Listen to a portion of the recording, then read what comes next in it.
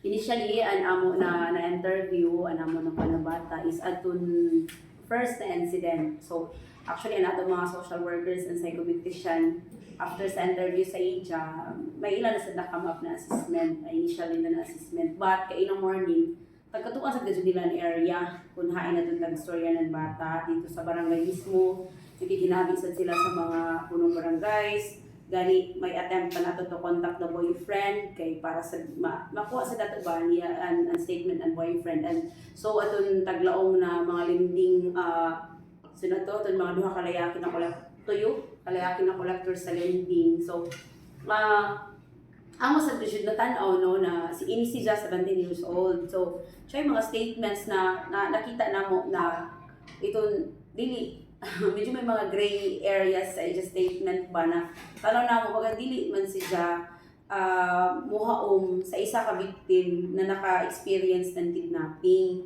So siguro di ra ka na ko i-further divulge din kung nuno dyan tuloy dyan ang mga statement kay lagi minor sa gihapon ini siya. So amo gyapon dyan siya ginaprotektahan. But sa assessment ka nato makita ka nato na Diyan kasi medyo diferensya sa tanan statements na itataghatag sa amo no kay labi pa John although ako ra kan i-mention dito statement na baga ni total lang 26 sila kabuok sa isa ka van. Diyan padaan medyo sa amo dili nakatuuhan kay ang isa ka van mas uno kada ko 16 ra man gaduson capacity maghiot na diyon. So how come niabot na ng mga 26 sila? Diyan padaan medyo nagduda na kami. Kung naabot ng 26 ka mo kabuok, maigo pa ba dya? Tapos kung ato number ng kidnappers na taglaong sa amo na hamok, kaya gano'n ko apason. Kung na isa ra ka tao, an imo na nasipa, an imo na para nakagawas ka. So, but again, we appeal to the public no na maski pa matuod kung nakakos ini ng panic sa mga katauhan, but hinahinay ra sa gihapon kita ng labi na kita no, grabe ra magazon ta ka-entitled sa bashing dajon kay joy kasi aton ang mga opinion dajon. Actually okay man jaon pero given na minor sa gihapon ini sila duha. So medyo di ko understand no responsible sa mga comments nato kay takay bayo kuno sa kadaot nato pwede mahatag sa tiyo ng mga bata. And then kami nag-coordinate man sad kami kuman sa MSWDO kung hain tagahain si Jack kay para sa kung joy ko na muuli na sa ila alis ma-monitor sa si Jack kay nakita kay ba yun na yung bakit sa dini sa ila but then amo lagi jaon amoray amo kuan sa mga ginikanan no na mag-start gid sa tubayay ang pag-monitor sa ato mga anak so labi na kun minor sila dili gid nato ikuan ang mga pagsaling kun uno labi na ko man hamok na gid na pwede na influence na pwede maka-affect sa ila ang social media and peers and tanan na pwede makahatag sa ila ng kuan na pwede sila mohimo na nahudan ini so aton ni kaduha na confirm lagi namo na iton waya gud nahitabo na kidnapping kibali isa ra gud tag copy kung maybe nakabasa sa mga social media post so kay amo man ako na the same man an kuan halos an pattern ng first sa and second, the same man sila ng pattern. Then, amo to na medyo nagdula kami kahapon na, grabe magadod ka, parehas ang pattern nila.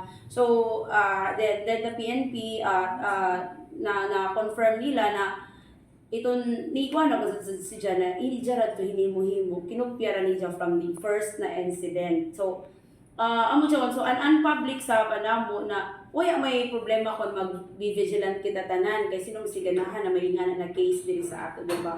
So, okay, manggadyo na magbinantayon kita. Pero, ato na siguro, mag-fact check anay kita.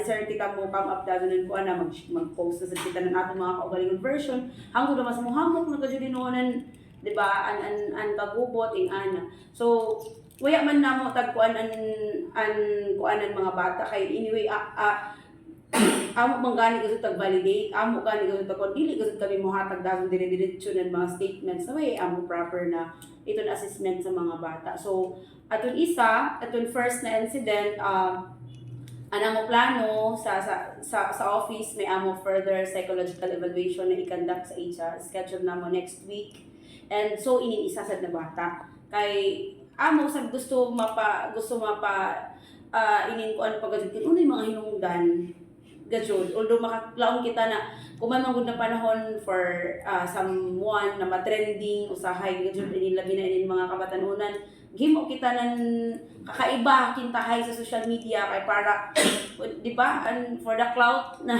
para kita kintahay maakuan. So but given that tungod kay minor sila, amo ko sa gyapon sila i-assess no kay di man sa kita gusto na maka-cause dyan kuan kuno na effect manggaling sa ila. For sure negative effect sa ila. Hindi na may mga bashing na nalay ila na experience ko man. Although waya kita naglaong na sakto nila taghimo. Di ba yung kita na dili kasi amo ang taghimo na dapat dili sundon sa ng iba ng mga kabataan. But kita sa follow na nakahimo sila na ning ana na ato rasan sila pasagdan kay lagi minor man gyapon sila.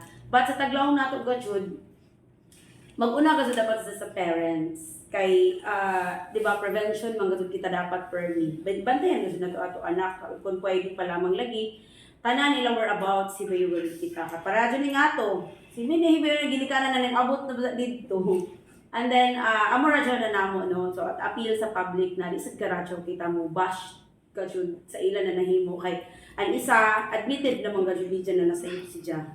So she is 14 years old and you know we know na kinahanglan sa diyan ng help.